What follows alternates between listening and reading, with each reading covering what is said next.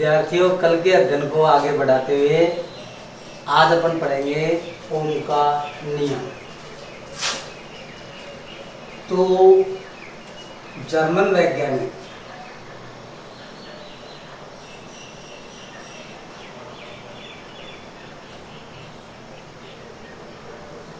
George Simon ओम ने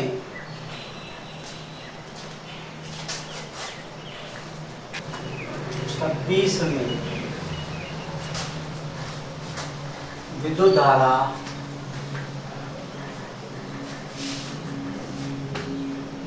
व परिपथ में दो सिरों के मध्य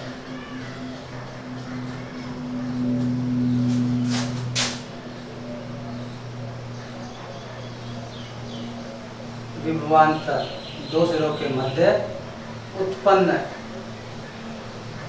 विभवांतर के मध्य संबंध बताया तथा पाया कि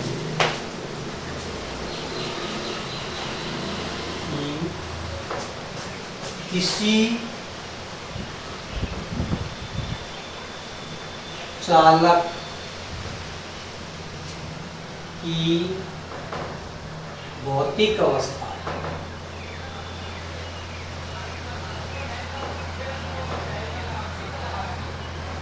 इसमें ताप, दाब, क्षेत्रफल, लंबाई। भौतिक अवस्था का मतलब होता है या तो ताप, दाब, क्षेत्रफल, लंबाई। यदि किसी चालक तार की भौतिक अवस्था अपरिवर्तित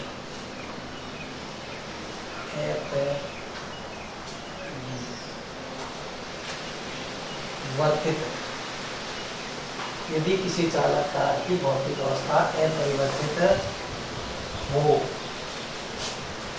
तो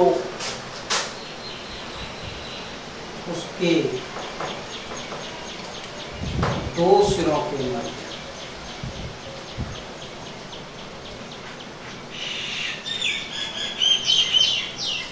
उत्पन्न विभवांतर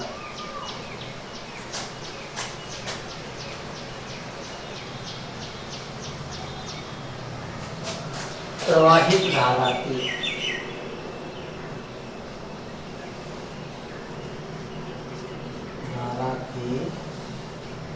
समानुपाती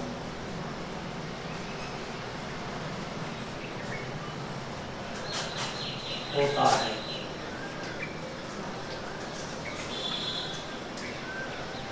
यदि किसी चालक तार की भौतिक अवस्था अपरिवर्तित हो तो उसके दो सिरों के मध्य उत्पन्न विभवांतर प्रवाहित धारा के समानुपाती होती है। विभवांतर को V से लिखते हैं, समानुपाती किसकी होती है? I। अब देखिए, प्रत्येक जो तार होता है उसका अलग अलग प्रतिरोध होता है, तो इसको समानुपाती को हटाने के लिए अपन एक स्थिरांक लगा देते हैं जिसे R लिखते हैं और ये हो जाता है R। इसे ऐसे भी लिख सकते हैं V बराबर I R। यहाँ R चालक, R स्थिरांक है,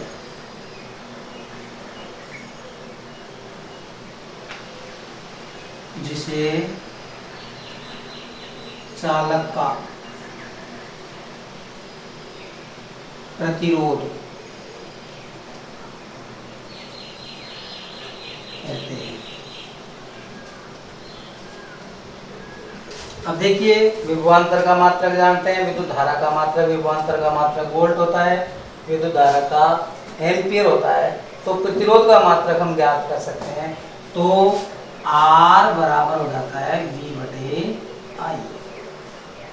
विभवांतर का मात्रक लिख देते हैं वोल्ट, और धारा का मात्रक लिख देते हैं एम्पियर। तो प्रतिरोध जो होता है उसका मात्रक होता है वोल्ट प्रति एम्पियर। इसे एक वाक्य में कहते हैं ओम। आर इसका मात्रक, प्रतिरोध का मात्रक होता है ओम होता है। जॉर्ज साइमन ओम के सम्मान में ही जो प्रतिरोध है उसका मात्रक क्या लिखा जाता है, ओम लिखा जाता है। अब अपन बात करते हैं एक ओम की परिभाषा। तो ये हो जाएगा ओम का नियम, और इसे समझाइए। अब बात आती है एक ओम की परिभाषा।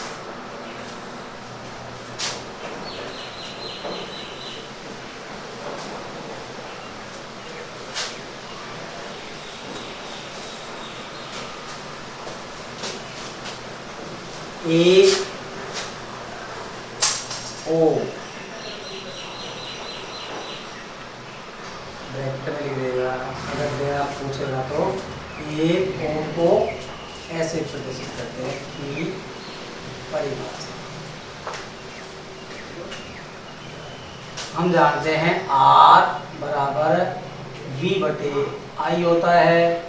V को एक कर दें, विभवांतर को एक कर दें और धारा को क्या कर दें, एक कर दें। R भी एक हो जाएगा और V भी एक भी हो जाएगा, ये भी एक I हो जाएगी। तो R प्रतिरोध इसका मान हो जाएगा 1 ओम, ये हो जाएगा 1 वोल्ट और ये हो जाएगा 1 एम्पियर। यदि किसी परिपथ में 1 एम्पियर की धारा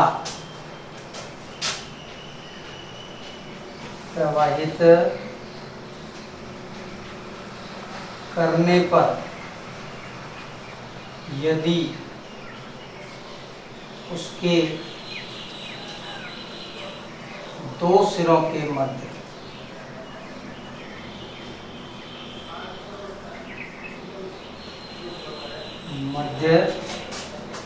1 वोल्ट विभवांतर उत्पन्न होता है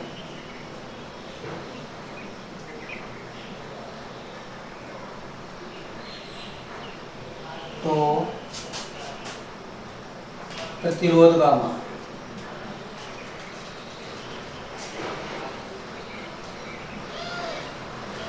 मान 1 ओम कहलाएगा।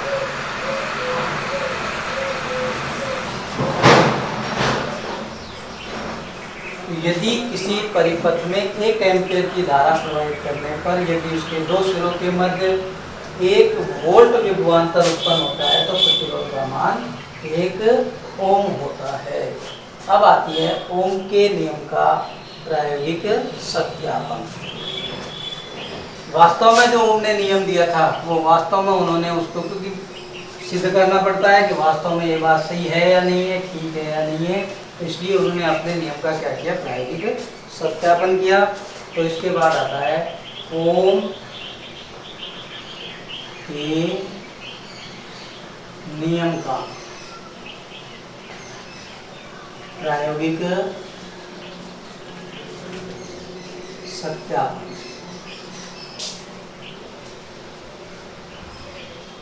तो ओम ने एक बैटरी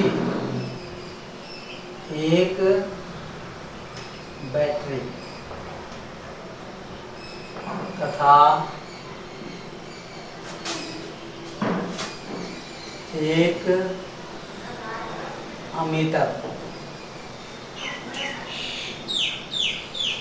व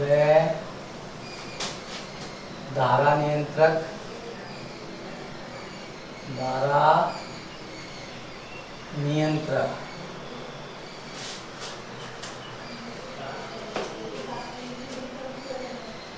एक बैटरी, एक एमीटर, धारा नियंत्रक व कुंजी को श्रेणी क्रम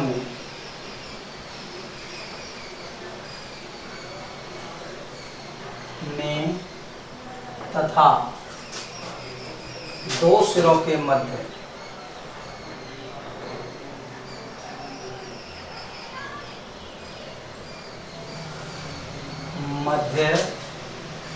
विभवांतर ज्ञात करने के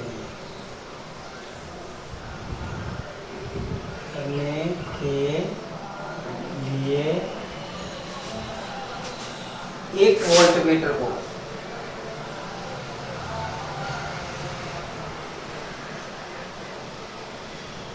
को समांतर क्रम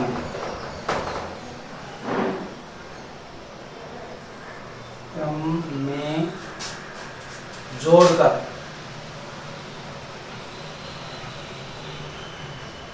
परिपथ पूर्ण किया। देखिए, एक बैटरी या सेल ले लिया, एक एमीटर, एक धारा नियंत्रक। कुंजी को तो श्रेणी क्रम में, श्रेणी क्रम का अर्थ होता है एक तार एक तरफ से जुड़ता है, दूसरा दूसरी तरफ से निकल जाता है। अब एक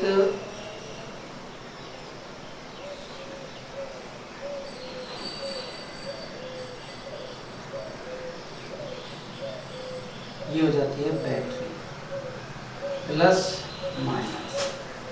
यहाँ एक कुंजी लगा दी के एक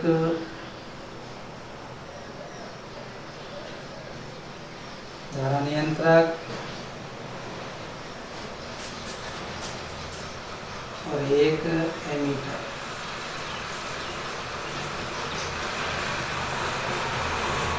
ये सभी श्रेणी क्रम में है तथा दो सिरों के मध्य विभवांतर ज्ञात करने के लिए एक वोल्टमीटर। मान लीजिए दो सिरे ये ले लेते हैं,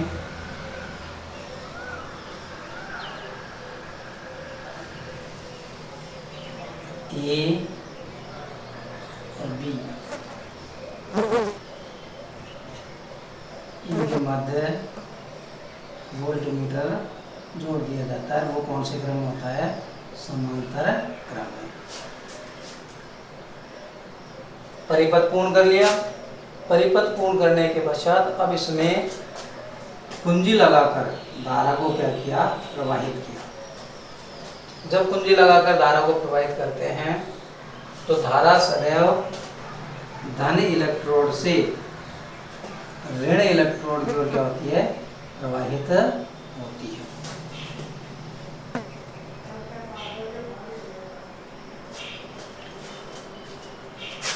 अब धारा नियंत्रक की सहायता से धारा के मान को घटाकर या बढ़ाकर दो सिरों के मध्य विभवांतर को नोट किया। तो एक सारणी बनाई जिसमें एमीटर का पाठ्यांक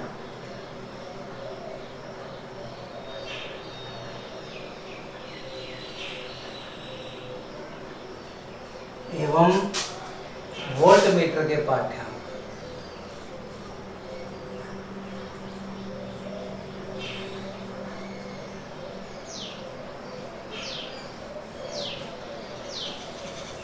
एमीटर का पाठ्यांक I1 था, उस समय वोल्टमीटर का पाठ्यांक V1 था। धारा नियंत्रक की सहायता से धारा को बढ़ाया, उस स्थिति में धारा का मान हो जाता है I2, तो वोल्टमीटर का पाठ्यांक हो जाता है V2। अब धारा के मान को और बढ़ाया, इस स्थिति में इसका मान, धारा का मान हो जाता है I3, तो वोल्टमीटर का पाठ्यांक हो जाता है V3 और बढ़ाने पर धारा के मान हो जाता है I4, तो वोल्ट मीटर का पाठ्यांक हो जाता है V4। तो देखा कि एक चीज अर्थात धारा को बढ़ाते हैं तो विभवांतर स्वतः ही क्या हो जाता है, बढ़ जाता है। अतः उन्होंने एमीटर के पाठ्यांक और वोल्ट मीटर के पाठ्यांक के मध्य एक ग्राफ खींचा और वो जो ग्राफ है वो एक सीधी रेखा है। वो ग्राफ जो है वो सीधी रेखा के रूप में प्राप्त हुआ। एक ग्राफ में ये एक्स अक्ष है, ये वाई अक्ष है और ये O है। यहाँ एमीटर का पाठ्यांक, एमीटर का मतलब धारा का मान लिख सकते हैं अपन, धारा का मान,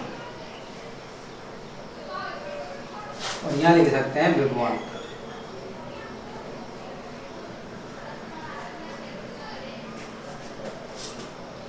तो एक सीधी रेखा,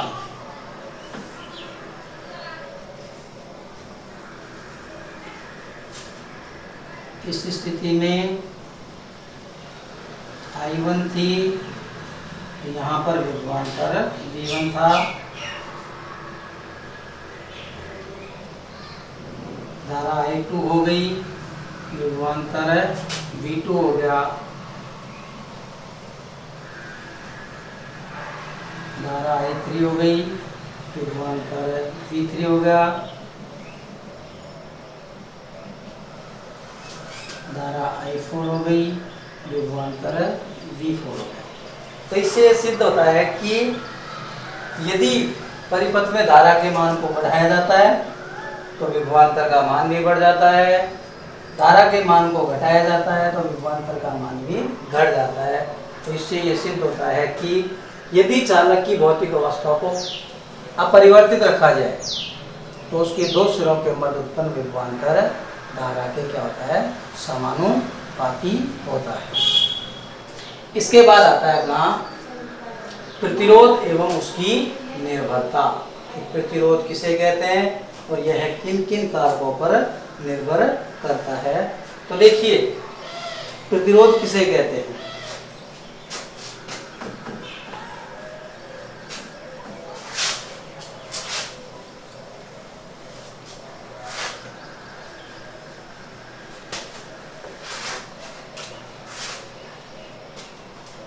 प्रतिरोध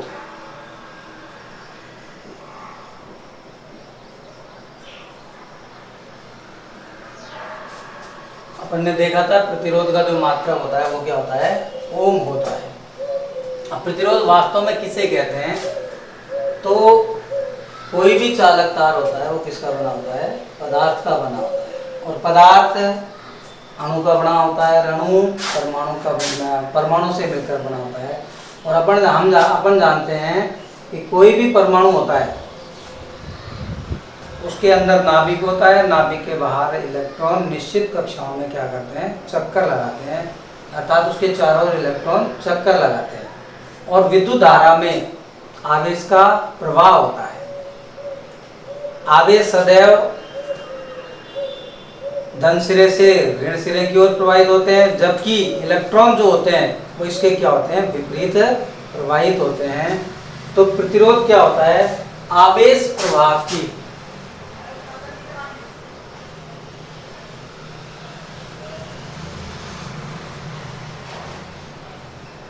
मार्ग में उत्पन्न बाधा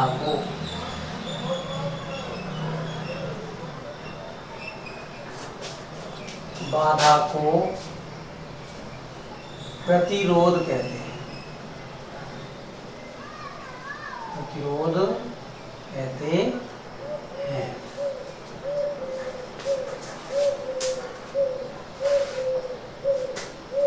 प्रतिरोध चालकता के प्रतिरोध चालकता के व्युत्क्रमानुपाती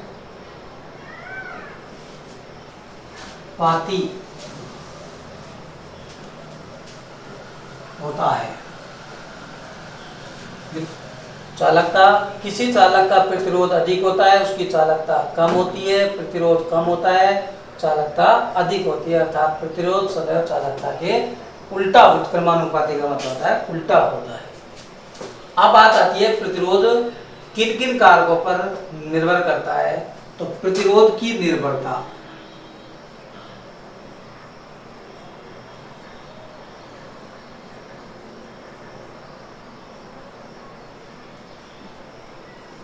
पहली चीज आती है चालक तार की लंबाई पर,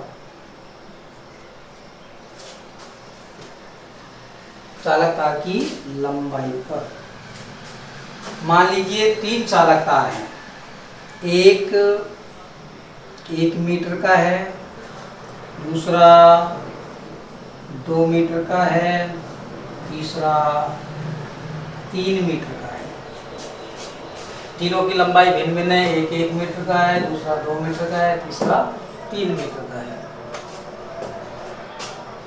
तो ये जो प्रतिरोध होता है ये लंबाई पर निर्भर करता है कि जिस चालक तार की लंबाई कम होती है प्रतिरोध उसका क्या होता है, कम होता है।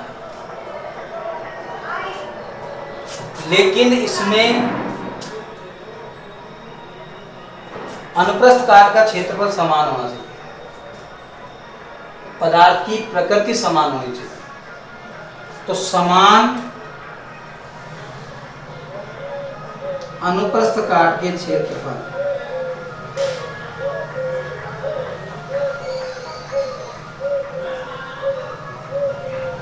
समान अनुप्रस्थ काट के क्षेत्रफल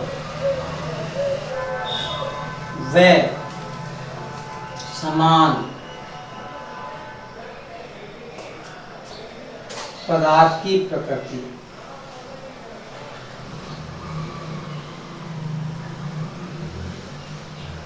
वाले भिन्न भिन्न लंबाई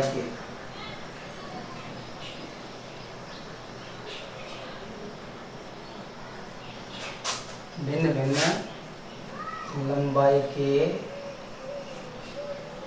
चालक तार का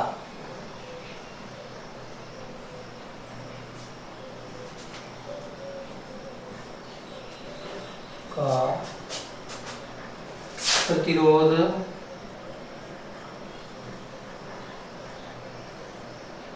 भिन्न भिन्न होता है।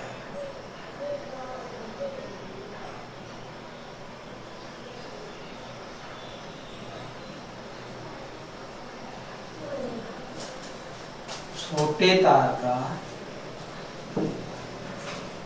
कम लंबे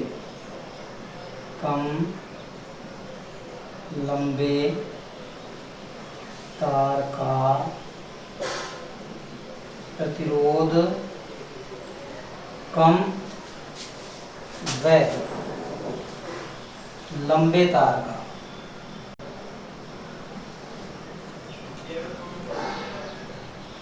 प्रतिरोध अधिक होता है।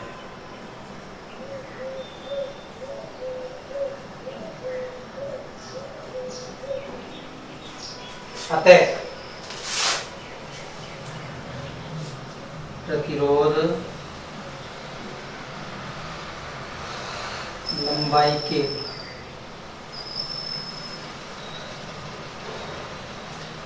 समानुपाती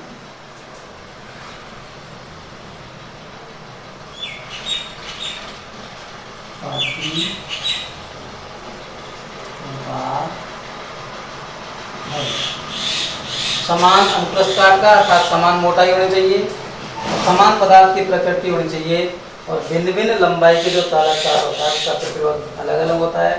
कम लंबा जो तार होता है इसका प्रतिरोध कम होता है और लंबे तार का प्रतिरोध अधिक होता है। अतः कह सकते हैं कि प्रतिरोध लंबाई के क्या होता है, समानुपाती होता है। और प्रतिरोध को लिखते हैं आर से और समानुपाती को लिखते हैं और ये हो जाता है एल, इसे दे देते हैं समीकरण नंबर 1।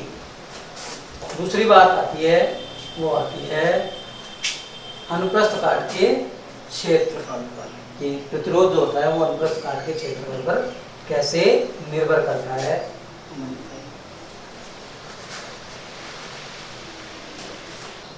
दूसरी बात आती है, वो आती है अनुप्रस्थ काट के क्षेत्रफल पर।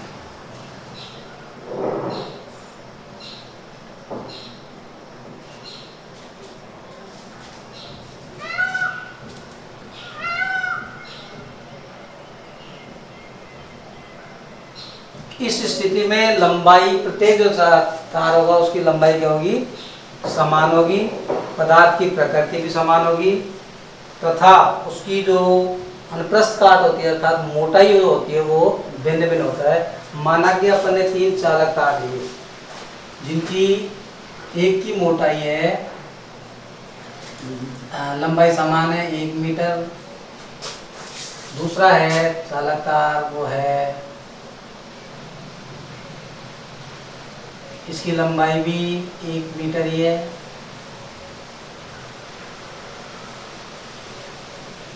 और तीसरा जो चालक तार है वो मोटा है,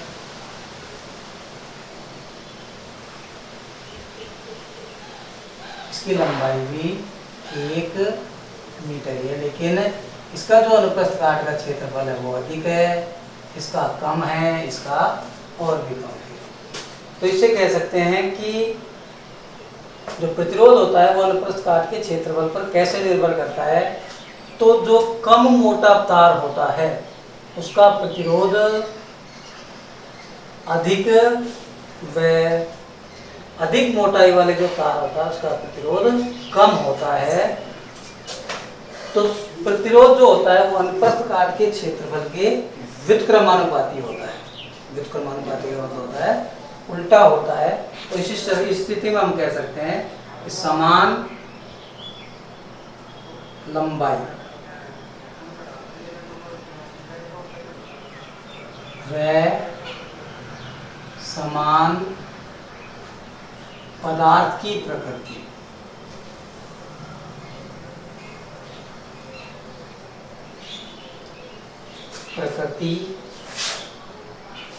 वाले भिन्न भिन्न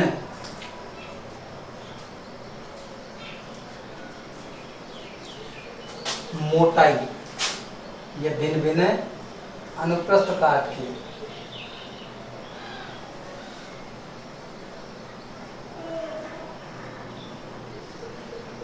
क्षेत्रफल वाले,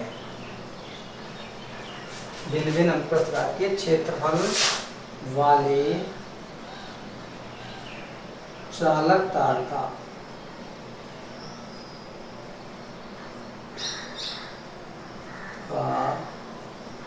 प्रतिरोध भिन्न भिन्न होता है।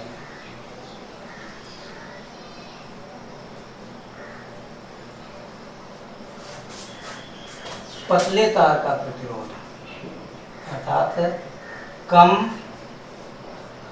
अनुप्रस्थ काट के क्षेत्रफल वाले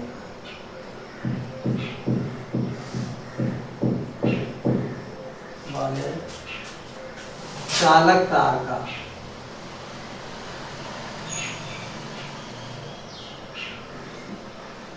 प्रतिरोध अधिक व अधिक अनुप्रस्थ काट के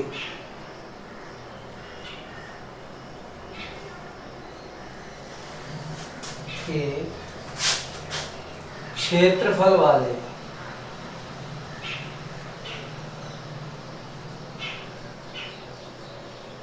चालक तार का प्रतिरोध कम होता है।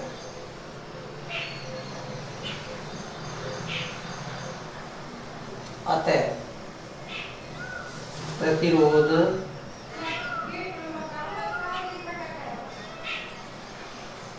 अनुप्रस्थ काट के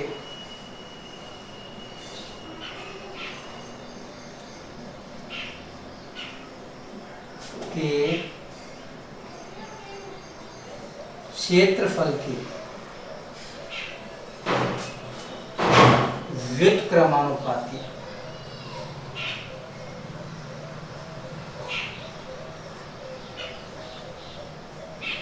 होता है। प्रतिरोध जो होता है उन परस्पर के क्षेत्रफल के, अर्थात प्रतिरोध जितनी मोटाई का तार होगा उसका कम होगा और कम मोटाई का तार होगा उसका अधिक होता है। अर्थात प्रतिरोध जो होता है वह अनुप्रस्थ काट के क्षेत्रफल के व्युत्क्रमानुपाती होता है। इसे R is proportional to 1/A कहते हैं, लिखते हैं, और ये समीकरण नंबर होता है 2। देखिए पहला अपन ने देखा था लंबाई के और दूसरा देखा था अनुप्रस्थ काट के क्षेत्रफल के। लंबाई के और प्रतिरोध के मध्य ग्राफ खींचते हैं तो ऐसा आता है, लंबाई व प्रतिरोध के मध्य ग्राफ।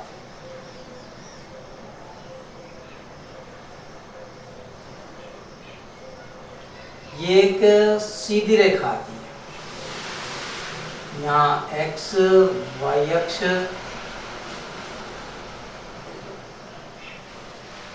यहाँ लंबाई ले ली, यहाँ प्रतिरोध ले लिया। ये एक सीधी रेखा है, अर्थात लंबाई बढ़ाते हैं प्रतिरोध बढ़ जाता है, लंबाई घटाते हैं प्रतिरोध घट जाता है। यहाँ L1 है, इसका प्रतिरोध R1, L2 है, R2, L3 है, R3। तो लंबाई बढ़ाते हैं L1 से L2, L2 से L3, तो प्रतिरोध भी बढ़ जाता है R1, R2 और R3। लेकिन प्रतिरोध व अनुप्रस्थ काट के क्षेत्रफल के मध्य ग्राफ खींचते हैं। प्रतिरोध व अनुप्रस्थ काट के क्षेत्रफल के मध्य ग्राफ।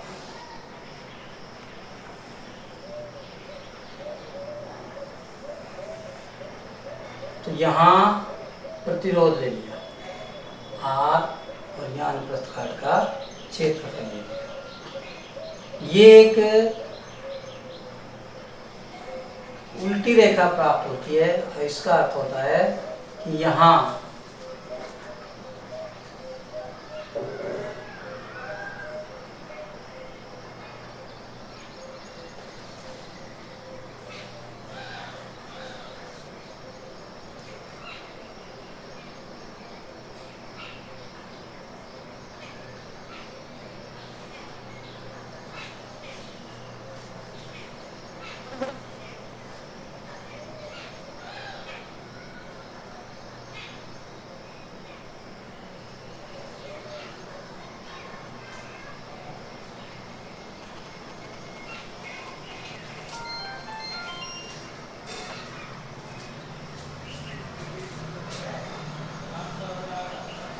तो प्रतिरोध जो होता है वो A1 पर R1 है, अधिक है, और A4 पर R4 है, अर्थात कम है। तो प्रतिरोध जो होता है वो अनुप्रस्थ काट के क्षेत्रफल के क्या होता है, व्युत्क्रमानुपाती है। लेकिन यदि यही ग्राफ R व 1/A के मध्य खींचे, R व 1/A के मध्य खींचे, तो ये एक सीधी रेखा आता है। यहाँ R1 है, R2 है, R3 है, और यहाँ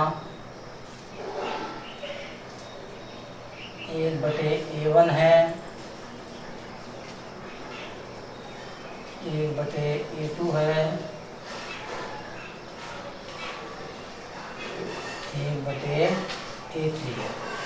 अर्थात प्रतिरोध सदैव अनुप्रस्थ काट के क्षेत्रफल के क्या होता है, व्युत्क्रमानुपाती होता है।